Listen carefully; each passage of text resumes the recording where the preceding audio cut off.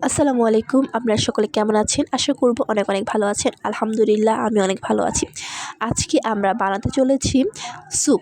আপনারা তো অনেকেই জানেন শীতের সময় গরম গরম স্যুপটা খেতে কতটাই না মজা লাগে। কিন্তু আপনারা অনেকেই এই স্যুপটা তৈরি করতে পারেন না। সো আমি আজকে তাদের জন্য এই রেসিপিটা নিয়ে এসেছি। তো আমরা বেশি কথা না বলে আমাদের মূল রেসিপিতে চলে যাই। প্রথমে আমরা এখানে কিছুটা তেল নিয়ে নিয়েছি। তারপর তেলটাকে ভালো করে গরম করে এর মধ্যে আমরা পেঁয়াজ কুচি, মরিচ কুচিকে দিয়ে দিয়েছি। এগুলোকে ভালোভাবে ভেজে নিতে হবে।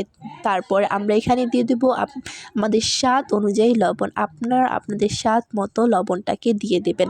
তারপরে আমরা এখানে দিয়ে দেবো আমাদের জিরা গুঁড়া। জিরা গুঁড়াটাকেও আমরা এর সাথে ভালো করে মিক্স করে নেব। তারপরে দেবো আমাদের গোলমরিচ গুঁড়া। গোলমরিচ গুঁড়াটাকেও এখানে ভালো করে মিক্স করে নিয়ে আমাদের পেঁয়াজ মরিচ কুচিটাকে ভালো করে ভেজে নেব। ভাজা হয়ে গেলে আমরা এখানে পানি দিয়ে দেব। পানিটা দিয়ে দেওয়ার পরে আমরা এখানে দিয়ে দেব আমাদের আগে থেকে কুচি করে রাখা আপনার গাজর আর টমেটো। আপনারা দেখেন আমরা এখানে আমাদের গাজর আর টমেটোটাকে কীভাবে কুচি কুচি করে নিয়েছি দেখেন। আপনারা ঠিক সেম একইভাবে আপনাদের গাজর টমেটোটাকে কুচি কুচি করে নেবেন, ঠিক সেম একই কোয়ালিটিতে।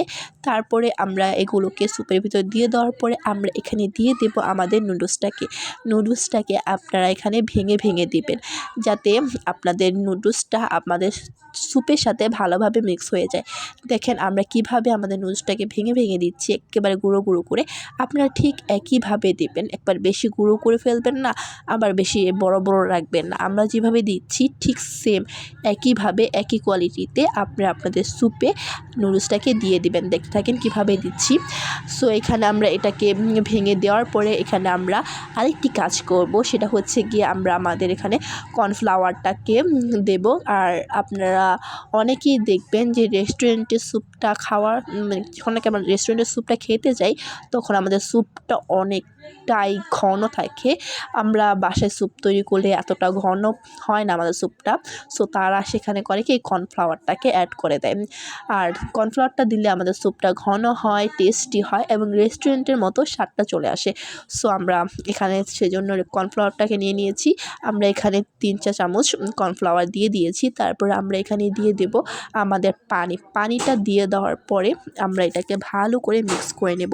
দেখেন আমরা এখানে পানিটাকে দিয়ে দিলাম। পানিটা দিয়ে দেওয়ার পরে আমরা এটাকে ভালোভাবে মিক্স করে নেব, যাতে কর্নফ্লাওয়ারের কোনো দানা দানা ভাব এখানে না থাকে, যাতে কর্নফ্লাওয়ারটা ভালোভাবে পানির সাথে মিক্স হয়ে যায়। সুন্দর করে আমরা আমাদের কর্নফ্লাওয়ারটাকে মিক্স করে নিচ্ছি। দেখেন কিভাবে মিক্স করে নিচ্ছি।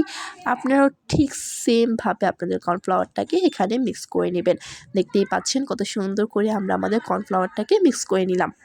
কর্নফ্লাওয়ারটা গোলানো হয়ে গেলে এটাকে এক সাইড করে রেখে দেব। তারপরে আমরা আমাদের নুডলসে দিয়ে দেব স্যুপে দিয়ে দেব আমাদের নুডলসের মশলাটা।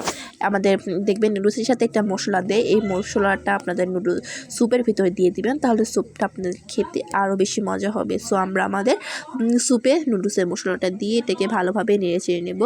আর নাড়াচাড়া দেখেন লাতে লাতে আমাদের হচ্ছে গিয়া নুডলসের যে বলকটা সেটা অলরেডি চলে আসছে। আর যখন নাকি দেখবেন নুডলসে ভালোভাবে একেবারে বলক চলে এসেছে, সেই পর্যায়ে আপনারা আপনাদের নুডলসে দিয়ে দিবেন হচ্ছে আপনাদের ডিম। দেখেন পুরো ভালোভাবে এটাকে বলক যখন একবারে দেখবেন বলকাচ্ছে, একদম পুরো ভালোভাবে বলকাচ্ছে, সেই সময় আপনাদের ডিমটাকে আপনাদের স্যুপে অ্যাড করে দেবেন। তারপর এটাকে ভালোভাবে নেড়ে চেড়ে নেবেন। আর ডিমটা দেওয়ার সাথে সাথে আপনাদের স্যুপটাকে লাড়তে হবে, যাতে ডিমটা দলা পাকিয়ে না যায়। আর ডিমটা দেওয়ার সাথে সাথে আপনাদের স্যুপটাকে লাড়তে হবে। দেখেন কিভাবে আমরা নিয়ে নিচ্ছি আমাদের স্যুপটাকে, ঠিক সেম একইভাবে আপনারা আপনাদের স্যুপটাকে নেড়ে চেড়ে নেবেন, যাতে আপনাদের ডিমটা দলা পাকিয়ে না যায়। দেখতে থাকেন আমরা কিভাবে আমাদের স্যুপটা তৈরি করছি। এখানে যেই পর্যায়ে আমাদের স্যুপটা চলে এসেছে, এখন এই পর্যায়ে স্যুপটা চলে আসার পরে আমাদের যে আগে থেকে কর্নফ্লাওয়ারটা গুলিয়ে রেখেছিলাম সেটাকে আমরা এখানে দিয়ে দেব। আপনারা যখন দেখবেন আপনার স্যুপটা অলরেডি হয়ে আসছে, ঠিক সেই সময় আপনাদের কর্নফ্লাওয়ারটা দিয়ে দিবেন। দিয়ে দেওয়ার পর অল্প একটু জাল দেওয়ার পরে আপনারা দেখবেন স্যুপটা তৈরি হয়ে আসছে। সো দেখেন আমরা কত সুন্দর করে আমাদের স্যুপটাকে তৈরি করে নিলাম। সো আপনারা ঠিক সেম একইভাবে আপনাদের স্যুপটা তৈরি করে নেবেন। আর অবশ্যই যদি আমাদের ভিডিওটা আপনাদের ভালো লাগে তাহলে অবশ্যই লাইক কমেন্ট সাবস্ক্রাইব করে আমাদের পাশে থাকবেন। আর ফেসবুক থেকে দেখলে আমাদের চ্যানেলটা অবশ্যই ফলো করে রাখবেন। সো দেখেন আমাদের স্যুপটা অলরেডি হয়ে এসেছে। আর এই যখন দেখবেন আপনাদের স্যুপটা হয়ে এসেছে, ঠিক হয়ে আসার কিছুক্ষণ আগে আপনারা এখানে হচ্ছে আপনাদের ধনিয়া পাতাটা দিয়ে দিবেন।